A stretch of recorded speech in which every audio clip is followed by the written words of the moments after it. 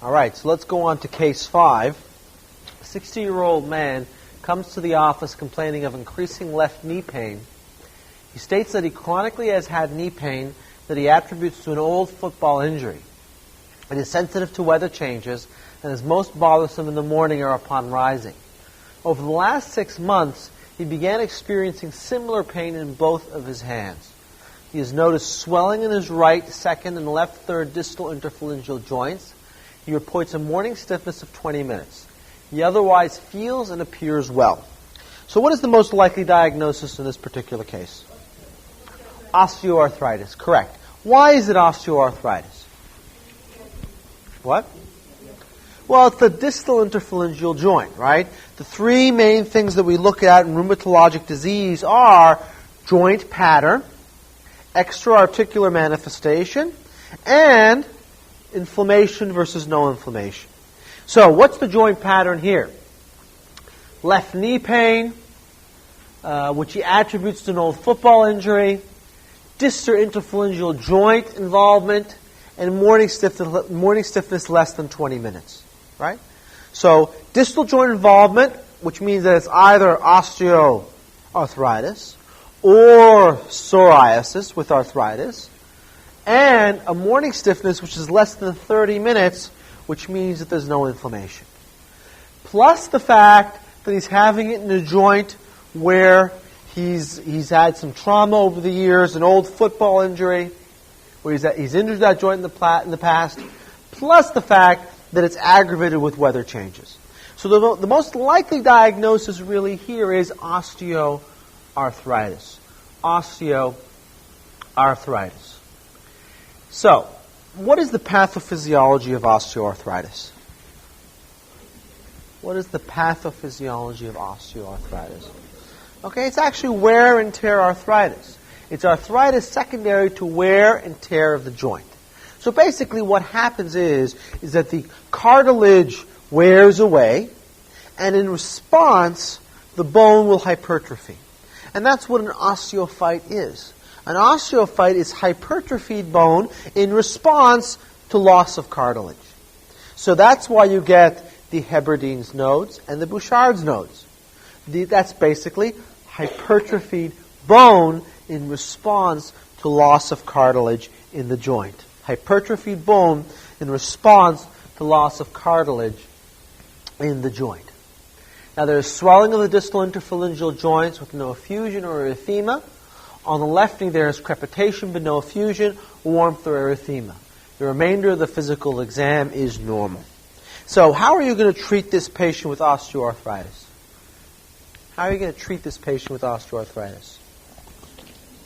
Okay, so you're going to give painkillers, right? What painkillers are you going to give specifically? Acetaminophen is very good. What else can you give? NSAIDs, right? You can give NSAIDs. Now, what's the major side effect of NSAIDs in the treatment of osteoarthritis? Okay, GI bleeding, gastritis, peptic ulcer disease, and so on, right? Now, is there anything that you can do when giving NSAIDs to reduce the rate of GI bleeding? What? Misoprostol, right? What else can you give to reduce the rate of GI bleeding when you're giving NSAIDs? Okay, you can go to a selective COX-2 inhibitor, which actually has a lower rate of peptic ulcer disease, but they do have GI bleeds on the medication.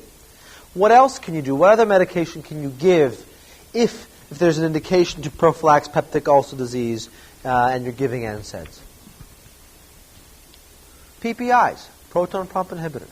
Now, what would you give first? Would you give a PPI or would you give misoprostol?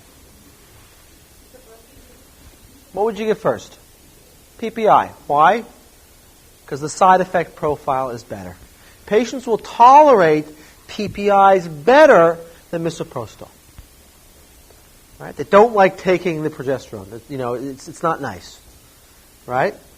The prostaglandin, excuse me. They don't like taking the prostaglandin, but they'd rather take the PPI. Now, what are the indications to prophylax peptic ulcer disease when you're giving NSAIDs? When do you prophylax peptic ulcer disease when you're giving NSAIDs? What are the indications? Basically, patients who are elderly, who are older, patients who are on Coumadin have a higher rate of bleeding when they take NSAIDs. So if you have a 75-year-old male who has a history of atrial fibrillation, and you want to give that person NSAIDs for his osteoarthritis, or he's on NSAIDs for his osteoarthritis, because he is on anticoagulation, and because he is elderly and his rate of bleeding is much, much, much higher, you would give PPI. If PPI is not one of the answers, you would give the ciprostol. Right? You would give the prostaglandin. So basically, the treatment of osteoarthritis, the summary points in this case are as follows. The asymmetric distal arthritis is characteristic of osteoarthritis. Wear and tear of the joints. Treatment is with NSAIDs and or acetaminophen. If the patient has risk factors for GI bleeding and is on an NSAID, to consider putting the patient on a PPI as prophylaxis while they're on the NSAID. Now, what are the indications for surgery in osteoarthritis? What are the indications for surgery in osteoarthritis? What? Well, failure of medical treatment, basically. Patients who have hip pain that wakes them up in the middle of the night and they have osteoarthritis in the hip, get a hip replacement, unless there's a contraindication to surgery. So if the medical treatment, if they're refractory to medical treatment, they have knee pain, which inhibits their ability to move or to walk. They have hip pain that wakes them up in the middle of the night. Then you should consider surgery in the treatment or hip replacement in the treatment of osteoarthritis. Hip replacement in the treatment of osteoarthritis. Let's go on to the next case. A 72-year-old woman comes to your office worried about osteoporosis. She asks if there is anything she can do to diagnose and prevent it. She is also concerned that her back pain, which she has had on and off for 2 years, is due to osteoporosis. Her mother had osteoporosis when she was in her early 70s. She does not smoke or take any medications, and she does not report any weight loss.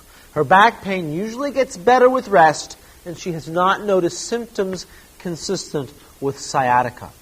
Her vital signs are stable. Physical examination is within normal limits, except for mild low back pain due to palpation. So what is the most likely diagnosis in this lady's back pain? Osteoporosis. So what are the risk factors for osteoporosis in general?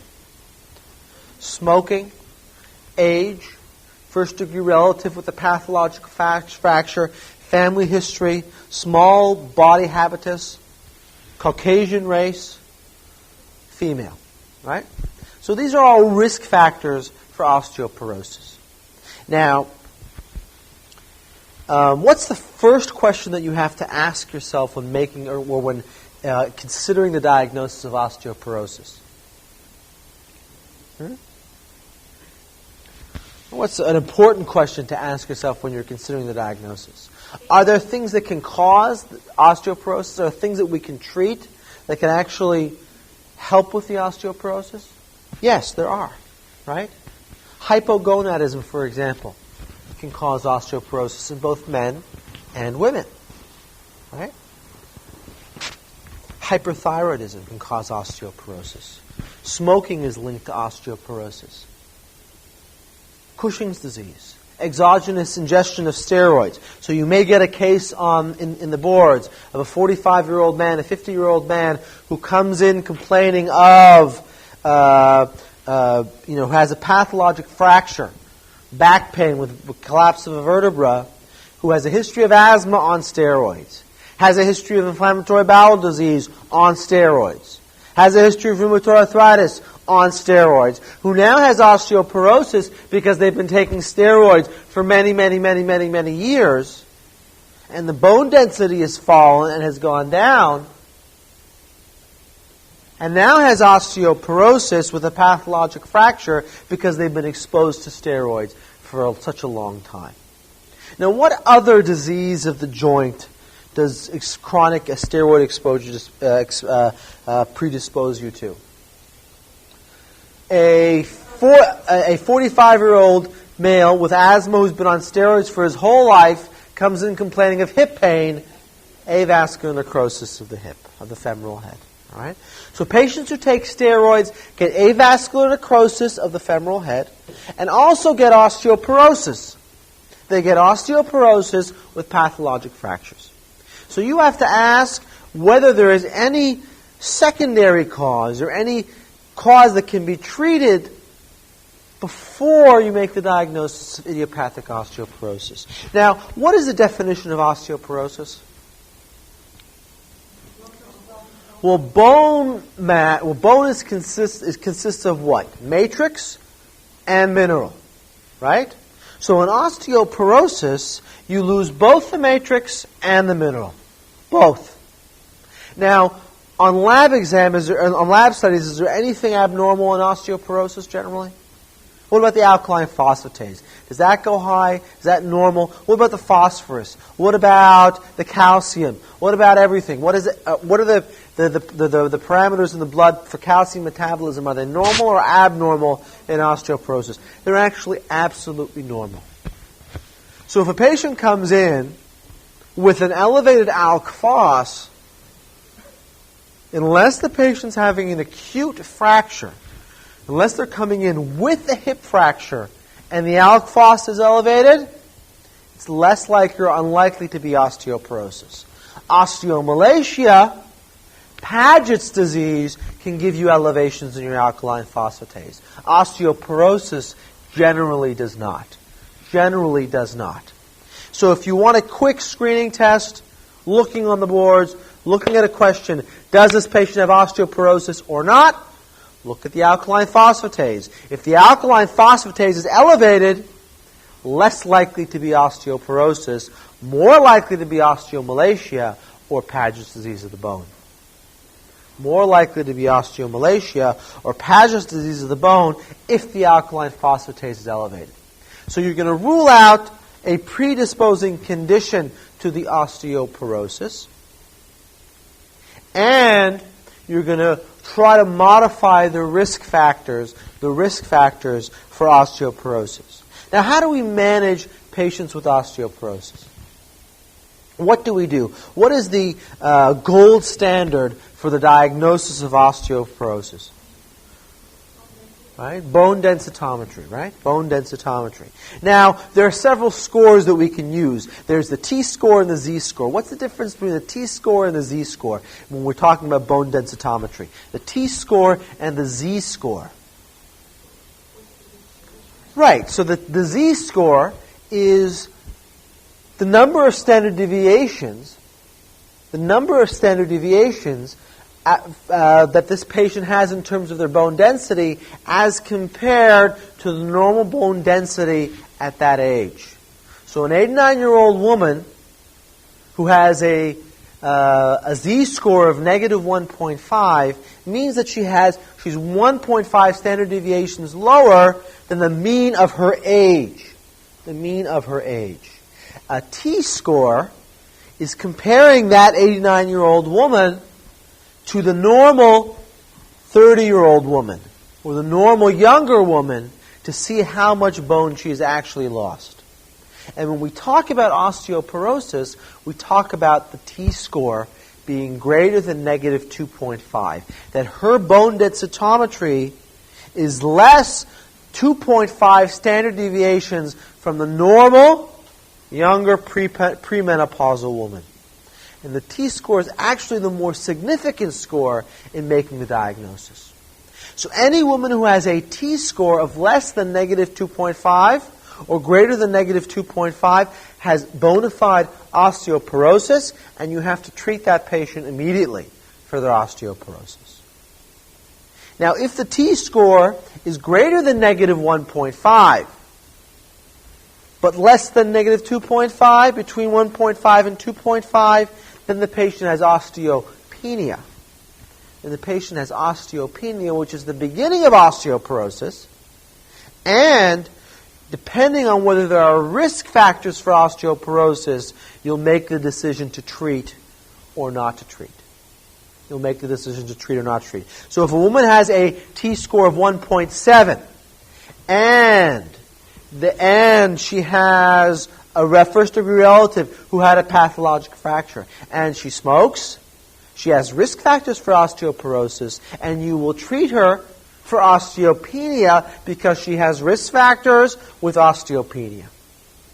If a woman has a T-score of less than negative 2.5 or greater than negative 2.5, even if she has no risk factors for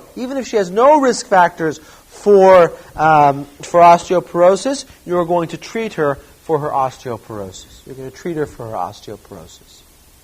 So how do we treat osteoporosis? How do we treat it? Okay, everybody gets calcium and everybody gets vitamin D. Everybody gets calcium and everybody gets vitamin D. But what else can we give patients with osteoporosis? What? Bisphosphonates, like alendronate, right? Alendronate. What else can we give patients with osteoporosis? What? You can give calcitonin, you can give estrogen, and you can give selective estrogen receptor modulators, SERMs, otherwise known as SERMs, like raloxifene. Now, what is the one medication that has been shown to reduce the rate of hip fracture and osteoporosis out of all the medications that we mentioned previously? Is it alendronate? Is it calcitonin? Is it hormone replacement therapy? Or is it raloxifene? Calcitonin. No, that's not the answer. What? What? No, not estrogen. What? Not raloxifene. You're running out here.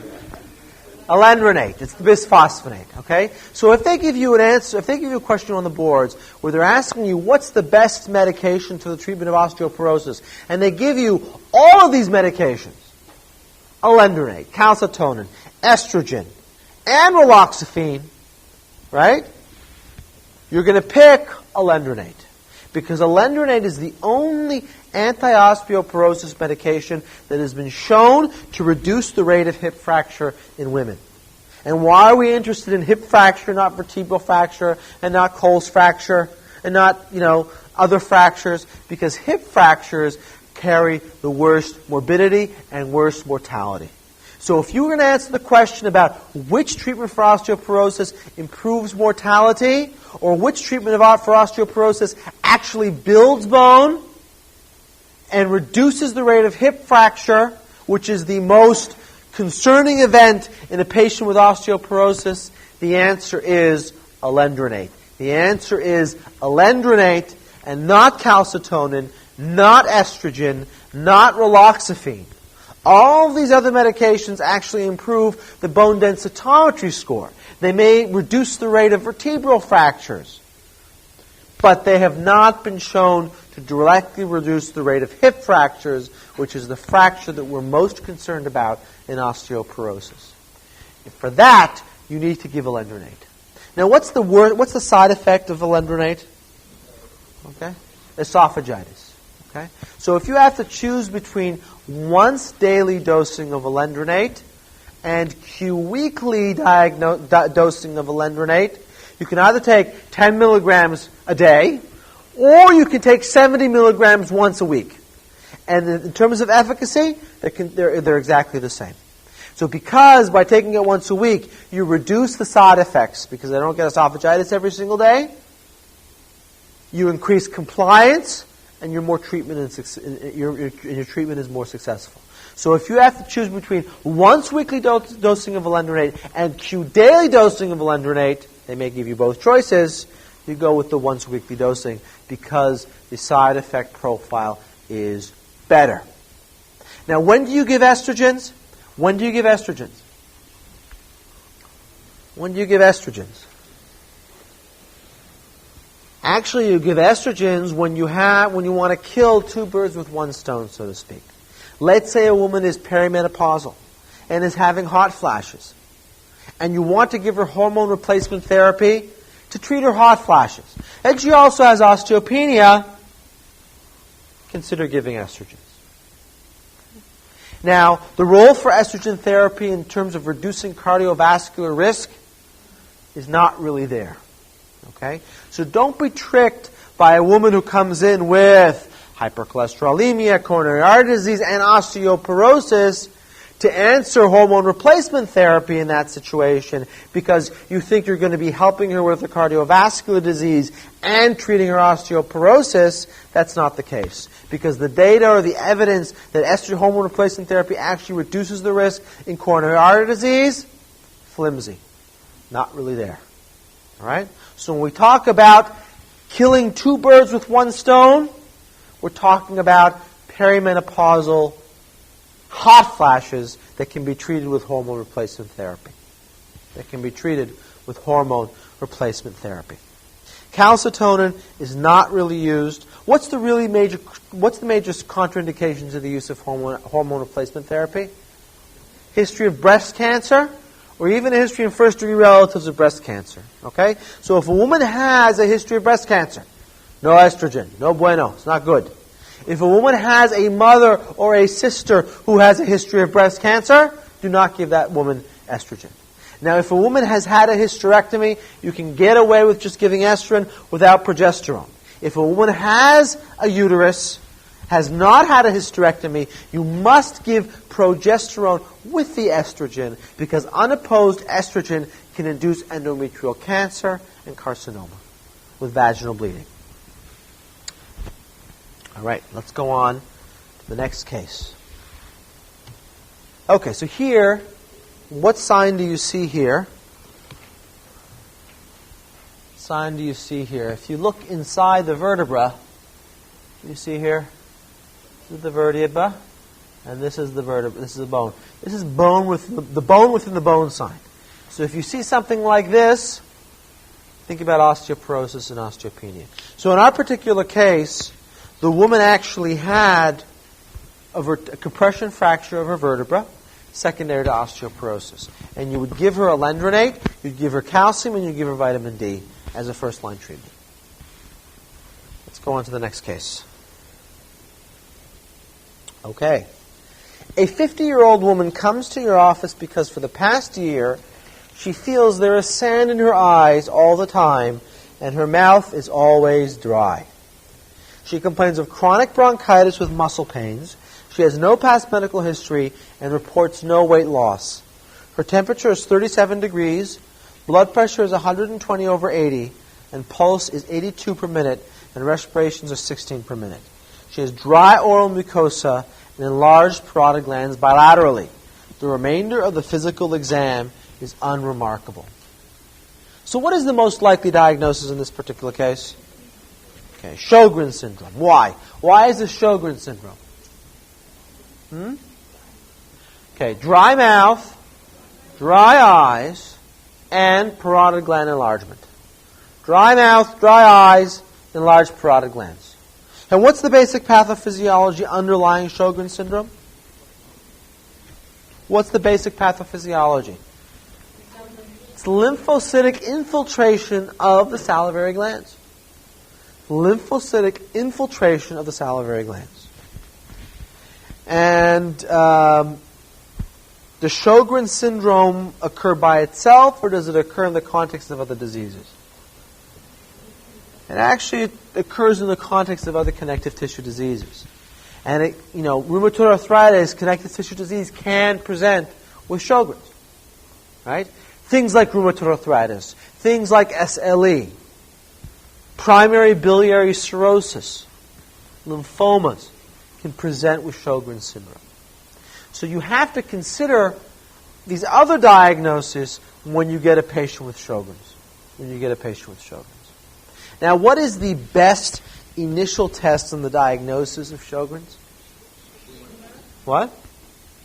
Schramer's test, but nobody really does that. What's the best initial blood test for the diagnosis of Sjogren's? Right? SSA and SSB, which is Rho and La, right? Anti-SSA and anti-SSB, which is Rho and La. And what is the most sensitive test for the diagnosis of Sjogren's? Most sensitive test? Biopsy. Usually of the lip. Minor salivary gland biopsy to confirm the diagnosis. Minor salivary gland biopsy to confirm the diagnosis. So in Sjogren's syndrome, we know, or just to review, basically, it's dry eyes, dry mouth with enlargement of the salivary glands or the parotid glands. Can occur in the context of rheumatoid arthritis, primary biliary cirrhosis, SLE, but also can occur by itself. The best initial diagnostic test is anti-SSA, SSB, Rowe and La, and the most sensitive test for the diagnosis of the disease is minor salivary gland biopsy, in which you will find lymphocytic infiltration to make the diagnosis. Now, how do we treat Sjogren's? Symptomatic. We give them eye drops. We have them drink a lot of water. Okay, and you have to be careful about corneal abrasions. You have to be careful about corneal abrasions because if they don't treat the dryness, it can actually, cause blindness and so on. But it's usually a late stage. All right, let's take a break and we'll go on to the next case afterwards.